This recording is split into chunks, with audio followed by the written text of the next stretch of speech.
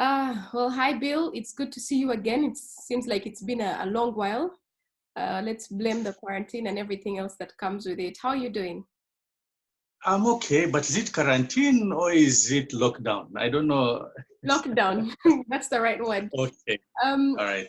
Bill, in this period of this lockdown, there are a lot of people who are tied at home and, they don't really have much to do. Some of them can only do their work from the office. And now Yes. they're idle and they have time on their hands, and there's so much that can happen with that. But before we get into Mm-hmm. that, for anyone who's never met you or never heard about you, which would be a really difficult thing, they've never. But Mm-hmm. could you just briefly talk to us about yourself and share briefly about your story? Okay. Okay, I'll start by saying my name is Abil Bekunda Kahirimbanyi, Michiga from Kavale. I'm a recovering alcoholic, which means that I'm an alcoholic who has stopped using for a number of years, long term. I am also a recovery coach. That means that I help people to find recovery. People who are who are suffering with substance use disorders. I am also a substance use prevention professional, preventing people from using. And that is usually we deal with the younger people and those who have not started to prevent them from starting, and those who have already started to stop them. Yes, whether you have a problem or not. So it goes a little bit beyond substance abuse to substance use. Basically, my story is I went into rehabilitation for 90 days because of my drinking problem, which we call alcoholism. And when I got out of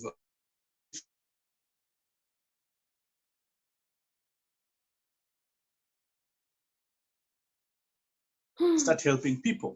We're going to have to start from what your story is. The internet became a bit stable, and also there's some sound in your background. I don't know what they're doing. Yes, Sheila.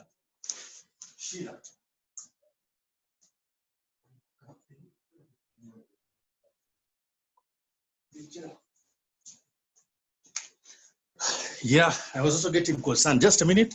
Okay.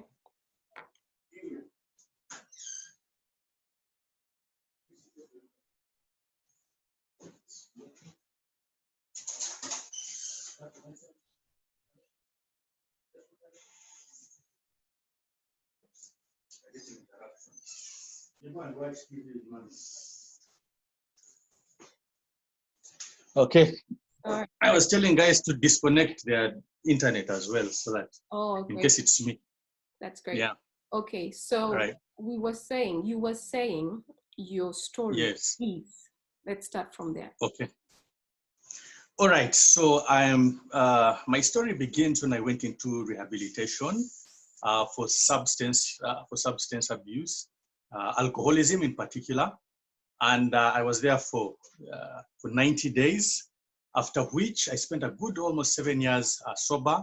Then I had a major relapse, and it is after that relapse that I took more caution. I decided to look more into what this disease is, so that I can be able to beat it. And from there, I started learning more about it and, starting to help others. That's about 6-7 years back again. Yeah. Okay. Well, my story. Know what the real story is that he's not telling us right now. You need to read about it. I think it's just about everywhere. I've hosted you on my show on Sunday about 3 times. Yes. Well, and I think it's a story that everybody should hear. Let's go to what we're in now. I suspect that a lot of people, I don't know if you've done your research or, you probably know better than I do. A lot of people are turning to alcohol now to calm their nerves with what the situation looks like. Yes. You see, alcohol is a coping mechanism. Many people use it to cope when situations are hard, when they're feeling stressed, when they're distressed. They use it. It is like the calm down effect. It is the do me quick solution. I don't want to think about this. I don't want to go through this. Let me just have a drink. Yeah. So because of that, and now you're in lockdown, I mean, you have been limited. You're no longer free to go where you want. You're no longer free to see your friends. You're scared. You're afraid of what's happening, or what might happen to you. If you have elderly people in your life, you're worried what will happen. Then there is the fake news. Then there is the G5. Then there is people dying in the United States. Then before black people are not dying, now they are dying in plenty. There is a lot of stress, there's a lot of tension. And you see, you're redundant, you're doing nothing, you're not being paid, probably, for the majority of people. What do you expect? They look for a quick fix. You know, human beings, we have, by nature, we are looking for the softest landing for anything. It is not just being in a situation like this. And then look at Uganda, its uniqueness. Uganda, every street has got bars. Every shop is a bar. Actually, shopkeepers will tell you, if you can't sell alcohol, then you cannot survive. When the sachets were there, now they have kachupa. So basically, you see that by limiting people from this, people are getting anxiety, they are getting stress, they are getting depression. And you see, another thing is that alcohol on its own does not flow, if I may put it in that language.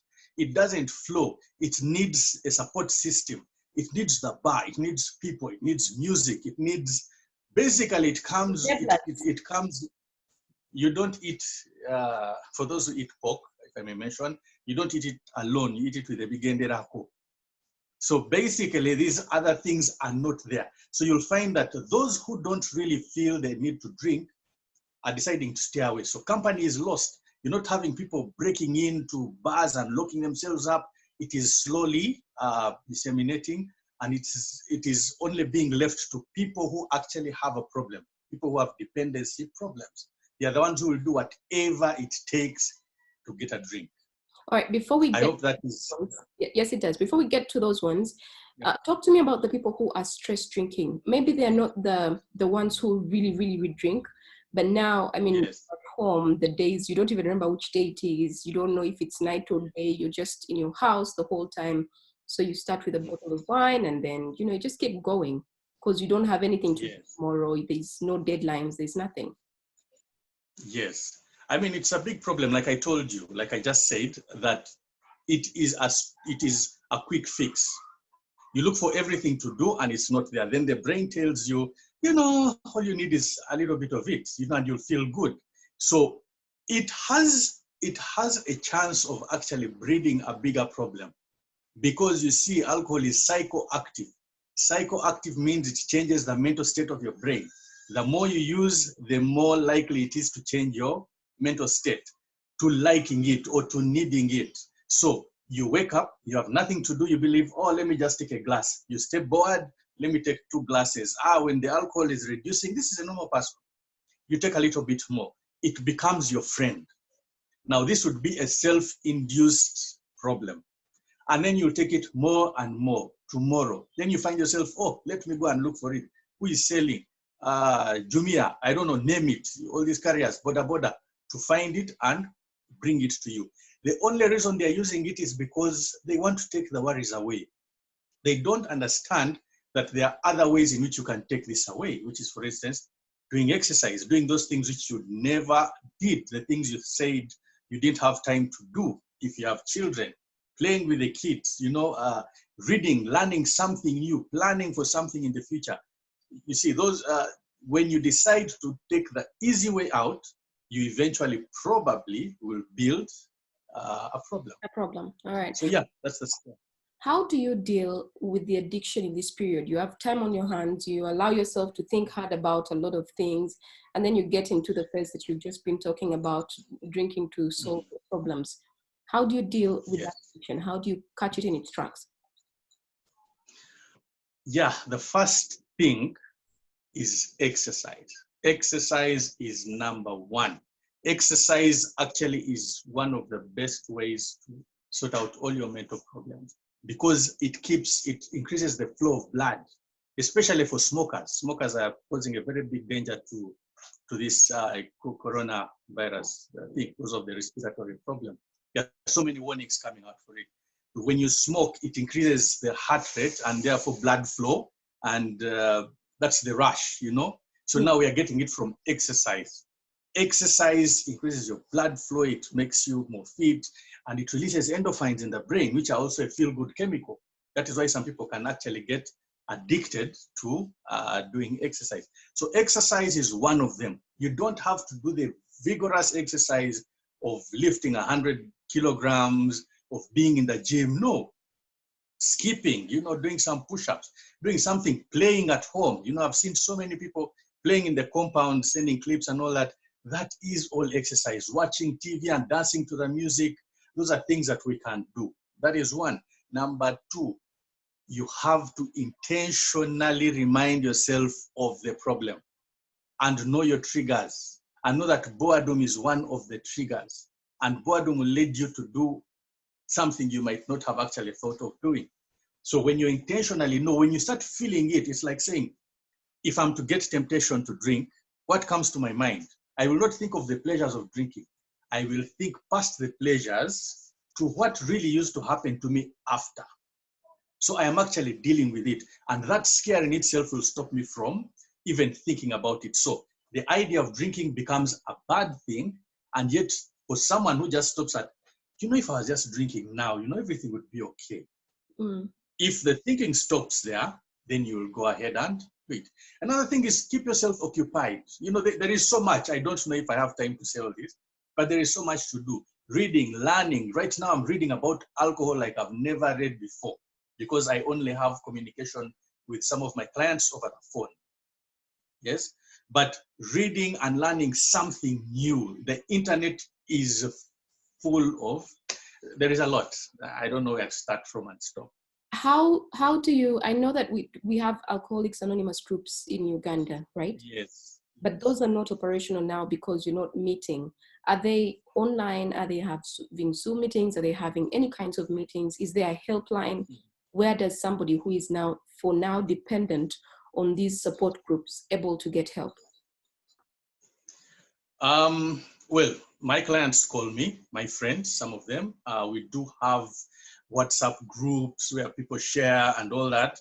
We are not yet technologically advanced as it would be, but most of these meetings outside of the country, yeah? But in Uganda, the ones that are happening are few, because first and foremost, as the alcoholic or the addict, remember that usually by the time they come out of it, they are broke. They have been wasted. They do not, so many of them cannot afford a smartphone. You see what I'm saying? Many of them cannot afford that data to put on. So basically they are in that space whereby it is them and it is God. So we just advise them, make a phone call, make contact with the sponsor, because in AA, everybody should have a sponsor. If you're a sponsor and you don't get a call from your sponsee, the best thing you can do is maybe call them, because now this is a time where you need to give back to them. Yeah. But it's especially difficult for people like in our situation, because not only that, we don't even have that many AA groups. There are very few, and they are concentrated in Kampala. When you go to Kabale, there is one which is struggling, Barara, I think, Masaka, Jinja, and then Kalangara. And that's it. In the north, I haven't heard of one. And so there is a lot. It's a scary time for people who are in recovery. I know that one of the things that is a no-no for when you're in recovery is isolation, but now it is a way of life being encouraged. And, we have to accept that because it's something that's going to help all of us. How do you deal with that as you close? Isolation. Well, there is nothing you can do about it. If it happened, it happened. It's like, say, you break your leg, you will not be able to walk. You'll have to get the aid of walking. So the best thing a person can do, because we are all in isolation, is change the reason. Change the reason you're in isolation. Don't say, oh, I'm in isolation. No, say I'm doing something good for myself and for other people and for my family. Change the reason. Find reason to feel good about what is happening. It is a chance for you to rest. It is a chance for you to do, to become creative. It is a chance for you to what is the word? Make family, get back into family and, bond, basically.